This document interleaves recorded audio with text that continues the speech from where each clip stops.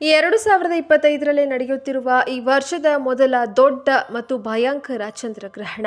ಇದು ಮಾರ್ಚ್ 14 ಹೋಳಿ ಹುಣ್ಣಿಮೆ ಚಂದ್ರಗ್ರಹಣ ಇರೋದ್ರಿಂದ ಈ 5 ರಾಶಿಯವರಿಗೆ ರಾಜಯೋಗ ಶುರುವಾಗಲಿದೆ. ಈ 5 ರಾಶಿಯವರು ಪ್ರತಿಯೊಂದು ಕ್ಷೇತ್ರದಲ್ಲಿಯೂ ಅಧಿಕ ಲಾಭವನ್ನು ಪಡೆಯುತ್ತಾರೆ. ತಮ್ಮ ಜೀವನದಲ್ಲಿ ಎಲ್ಲ ರೀತಿಯ ಸಮಸ್ಯೆಗಳಿಂದ ಮುಕ್ತರಾಗಿರುತ್ತಾರೆ.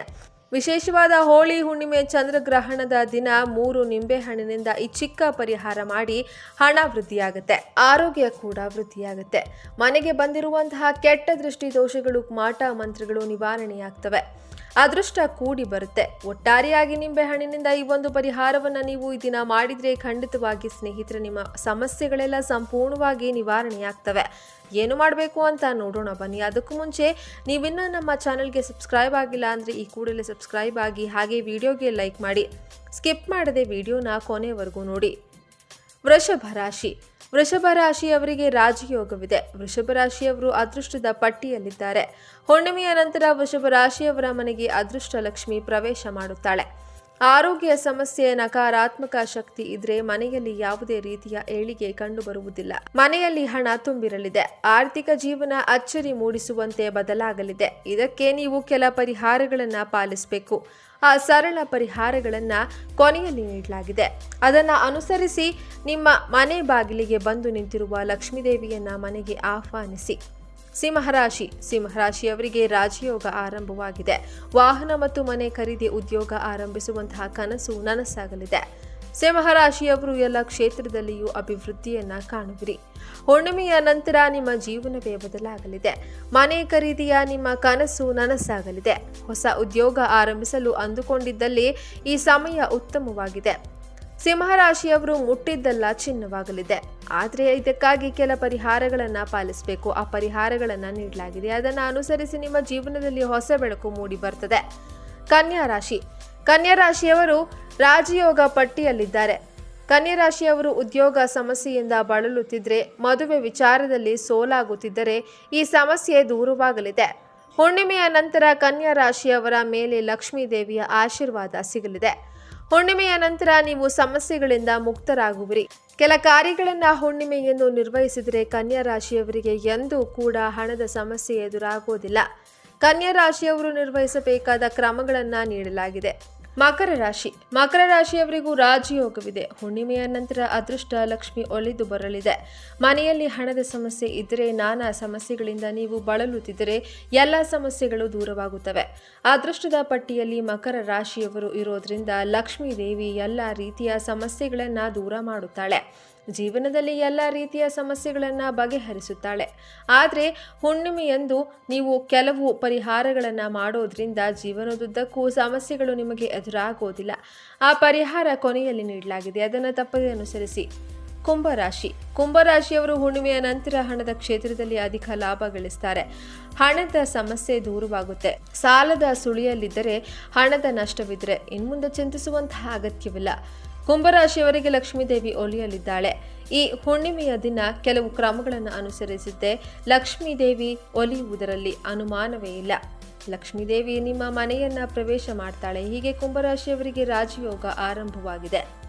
2025 ಮಾರ್ಚ್ 14ನೇ ತಾರೀಕು ಹೋಳಿ ಹುಣ್ಣಿಮೆ ಬಂದಿದೆ. ಬಹಳ ವಿಶೇಷವಾದ ಹುಣ್ಣಿಮೆ ಇದಾಗಿದ್ದು, ಇಷ್ಟವಾಗಿರುವಂಥ ಈ ದಿನ ಈ ವಿಧಿ ವಿಧಾನಗಳನ್ನು ಪಾಲಿಸುತ್ತಾ ಈ 3 ವಿಶೇಷ ಕೆಲಸಗಳನ್ನು ಮಾಡಿದರೆ ನಿಮಗೆ ಪ್ರಸ್ತುತ ಇರುವಂತಹ ಮಾನಸಿಕ ವೇದನೆ, ಹಣದ ಸಂಕಷ್ಟ, ಆರೋಗ್ಯ ಸಮಸ್ಯೆ, ಉದ್ಯೋಗ ಕಷ್ಟಗಳು, ಶತ್ರುಗಳಿಂದ ಆಗುವಂತಹ ದೊಡ್ಡ ದೊಡ್ಡ ತೊಂದರೆಗಳು ದೂರವಾಗಿ ಅನೇಕ ರೀತಿಯ ಶುಭ ಫಲ ಪ್ರಾಪ್ತಿಯಾಗುತ್ತೆ. ಈ ದೊಡ್ಡ ಮಟ್ಟದ ಯಶಸ್ಸನ್ನ ನೀವು ಕಾಣಬಹುದು. ಈ ಹೋಳಿ ಹುಣ್ಣಿಮೆಯ ದಿನದಂದು ಶಿವ ಪಾರ್ವತಿಯರಿಗೆ ಸಂಬಂಧಪಟ್ಟಂತಹ ಪರಿಹಾರಗಳನ್ನ, ಪೂಜೆಗಳನ್ನ, ಅನುಷ್ಠಾನಗಳನ್ನ ಮಾಡಿಕೊಳ್ಳಲು ತುಂಬಾ ಶ್ರೇಷ್ಠವಾದ ದಿನ. ಪ್ರತಿಯೊಬ್ಬರೂ ಕೂಡ ನಿಮ್ಮ ಮನೆಗೆ ಸಮೀಪದಲ್ಲಿ ಇರತಕ್ಕಂಥ ಶಿವ ದೇವಾಲಯಕ್ಕೆ ತೆರಳಿ ತಪ್ಪದೆ ಶಿವನಿಗೆ ಪ್ರದಕ್ಷಿಣೆಯನ್ನ ಹಾಕಬೇಕು. ಈ ದಿನ ಶಿವನಿಗೆ ಪೂಜೆಯನ್ನ ಮಾಡೋದರ ಜೊತೆಗೆ ಮಹಾಶಕ್ತಿ ಸ್ವರೂಪಿಣಿಯಾದಂತಹ ಪಾರ್ವತಿ ದೇವಿ ಅಂದ್ರೆ ದುರ್ಗಾದೇವಿಯ ಪೂಜೆಯನ್ನ ಮರೆಯದೆ ಮಾಡಿದ್ರೆ ಸರ್ವಶತ್ರುಗಳ ಬಾಧೆ ಕಳಿ, ಸರ್ವ ಕಾರ್ಯದಲ್ಲಿಯೂ ಯಶಸ್ಸು ಉಂಟಾಗಿ ಹಣದ ಸಮಸ್ಯೆಗಳು ದೂರವಾಗುತ್ತಾ ಹೋಗುತ್ತೆ.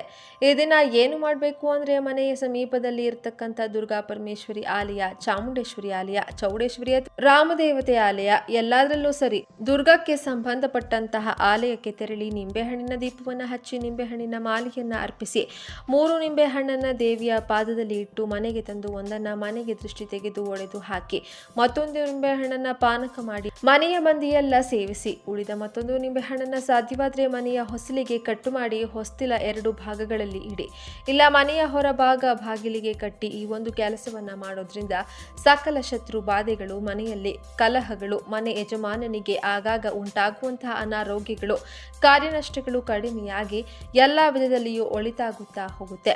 ಹಾಗೆಯೇ ಗ್ರಾಮ ದೇವತೆ ದುರ್ಗಾ ಮಾತೆಗೆ ಮೊಸರನ್ನವನ್ನ ನೈವೇದ್ಯವಾಗಿ ಮಾಡಿಸಿ 4 ಜನರಿಗೆ ಹಂಚಿದ್ರಿಂದ ಮನಃಶಾಂತಿಯಾಗುತ್ತೆ.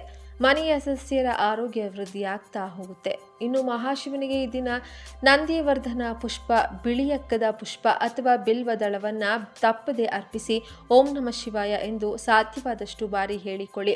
ಯಾರಿಗೆ ಕುಜದೋಷ ಇದೆ, ಮದುವೆ ಭಾಗ್ಯ ಕೂಡಿ ಬರ್ತಾ ಇಲ್ಲ, ವಯಸ್ಸು ದಾಟಿದ್ರೂ ಕೂಡ ಹುಡುಗ ಅಥವಾ ಹುಡುಗಿ ಸೆಟ್ ಆಗ್ತಾ ಇಲ್ಲ ಅಂದರೆ ಎತ್ತುಗಳಿಗೆ ಮರೆಯದೆ ಬೆಲ್ಲದಿಂದ ಮಾಡಿದಂತಹ ಸಿಹಿಯನ್ನ ತಿನ್ನಿಸಿ ಅಥವಾ ಬೆಲ್ಲದ ಚೂರನ್ನ ಮೇವಿನ ಜೊತೆ ತಿನ್ನಿಸಿದ್ರು ಶಿವನ ಅನುಗ್ರಹ, ಕಂಕಣ ಭಾಗ್ಯ ಕೂಡಿ ಬರುತ್ತೆ. ಕುಜದೋಷಗಳು ದೂರವಾಗ್ತವೆ, ಜಾತಕ ದೋಷಗಳು ನಶಿಸಿ ಹೋಗುತ್ತೆ.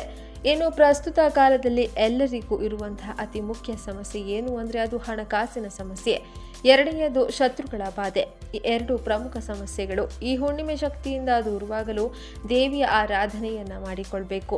ಮಂತ್ರವನ್ನ ಪಠಿಸಿ ಈ ರೀತಿ ಪ್ರಾರ್ಥನೆಯನ್ನ ಮಾಡಿಕೊಳ್ಬೇಕು. ಓಂ ಹ್ರೀಂ ಅಷ್ಟಮಹಾಲಕ್ಷ್ಮಿಯೇ ನಮಃ ಎಂದು ಸಾಧ್ಯವಾದಷ್ಟು ಬಾರಿ ಹೇಳಿಕೊಂಡು ಹಣದ ಸಂಕಷ್ಟ ಕಳೆಯಲು ಮುಖ್ಯವಾಗಿ ಬೇಕಾಗಿರೋದು ನೆಮ್ಮದಿ ಹಾಗೂ ಯಶಸ್ಸು. ಆ ಯಶಸ್ಸನ್ನ ನೀಡು ತಾಯಿ. ನಮಗಿರುವಂತಹ ಸರ್ವ ಶತ್ರುಗಳ ಬಾಧೆಯನ್ನ ದೂರ ಮಾಡು ತಾಯಿ. ಶತ್ರುಗಳನ್ನ ಚೆನ್ನಾಗಿಡು. ಅವರು ಚೆನ್ನಾಗಿದ್ದು ನಮ್ಮ ತಂಟೆಗೆ ಬಾರದಂತೆ ಮಾಡುವಂತ ಕೈ ಮುಗಿದುಕೊಳ್ಬೇಕು. ವಿಶೇಷವಾಗಿ ಪ್ರಾರ್ಥನೆಯನ್ನ ಮಾಡಿಕೊಳ್ಳಿ. ಇದರಿಂದ ಹಣದ ಸಮಸ್ಯೆ, ಶತ್ರುಗಳ ಬಾಧೆ ಸಮಸ್ಯೆ ಕಳೆಯುವಷ್ಟು ಅಲ್ಲ, ನಿಮ್ಮ ಮನೆಗೆ ಕುಟುಂಬದ ಸದಸ್ಯರಿಗೆ ಮಾಟ ಮಂತ್ರ, ದೃಷ್ಟಿಶಕ್ತಿಗಳ ಕಾಟ ಕೆಲಸ ಮಾಡದಂತೆ ಆ ದೇವಿ ರಕ್ಷಣೆಗಾಗಿ ನಿಲ್ತಾಳೆ. ನಂತರ ಪ್ರಾಣಿ ಪಕ್ಷಿಗಳಿಗೆ ಆಹಾರವನ್ನು ಹಾಕಿ ಪಿತೃಗಳ ಹೆಸರನ್ನ ಹೇಳ್ತಾ ನಮಸ್ಕಾರವನ್ನ ಮಾಡಿಕೊಳ್ಬೇಕು. ಯಾರಿಗಾದ್ರೂ ಒಂದು ದಿನಕ್ಕೆ ಆಗುವಂತಹ ಊಟದ ರೇಷನ್ ಅನ್ನ ಅಂದ್ರೆ ಸ್ವಯಂ ಪಾಕದ ರೀತಿ ನೀಡಿದರೆ ಪಿತೃಗಳ ಸಂತೃಪ್ತಿ ಆಗ್ತಾರೆ. ಪಿತೃಗಳ ಕೃಪೆಯಿಂದ ವಂಶದ ಅಭಿವೃದ್ಧಿ ಅನ್ನೋದು ಆಗ್ತಾ ಹೋಗುತ್ತೆ. ಈ ಹುಣ್ಣಿಮೆ ದಿನ ಮರೆಯದೆ ಶಿವನ ದೇಗುಲದಲ್ಲಿ ಪ್ರದಕ್ಷಿಣೆಯನ್ನ ಮಾಡಿ, ಅದರಲ್ಲಿಯೂ ಚಂಡಿ ಪ್ರದಕ್ಷಿಣೆಯನ್ನ ಮಾಡಿದರೆ ತುಂಬಾನೇ ಒಳ್ಳೆಯದು.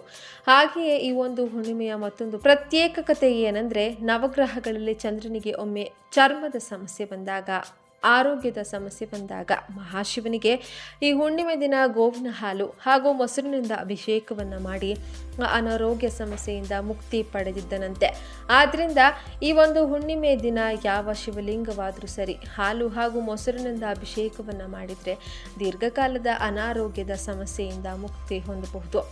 ಶಿವನ ಕೃಪೆಯಿಂದ ಆರೋಗ್ಯ ವೃದ್ಧಿಯಾಗುತ್ತೆ. ಆರೋಗ್ಯ ಸದಾಕಾಲ ಚೆನ್ನಾಗಿರುತ್ತೆ. ದೀರ್ಘಕಾಲದ ಅನಾರೋಗ್ಯದ ಸಮಸ್ಯೆಗಳು ಕಳೆದು ಶಿವನ ಅನುಗ್ರಹಕ್ಕೆ ಪಾತ್ರರಾಗುವಿರಿ. ಈ 3 ನಾಮಗಳು ಯಾವುವು ಅಂತ ನೋಡೋದಾದ್ರೆ, ಬಾಲಾಂಬಿಕೇಶ, ವೈದ್ಯೇಶ, ಭವರೋಗ, ಅರೇತಿಜ. ಈ 3 ನಾಮಗಳನ್ನು ಹೇಳಿಕೊಂಡು ಈ ದಿನ ತಪ್ಪದೆ ಶಿವನಿಗೆ ನಮಸ್ಕಾರವನ್ನು ಮಾಡಿಕೊಳ್ಳಿ. ನೋಡಿದ್ರಲ್ಲ ಹುಣ್ಣಿಮೆ ದಿನ ಯಾವೆಲ್ಲ ವಿಧಿವಿಧಾನವನ್ನ ಪಾಲಿಸಬೇಕು ಅಂತ. ಎಲ್ಲರೂ ಭಕ್ತಿಯಿಂದ ಓಂ ನಮಃ ಶಿವಾಯ ಅಂತ ಕಮೆಂಟ್ ಮಾಡಿ. ಧನ್ಯವಾದಗಳು.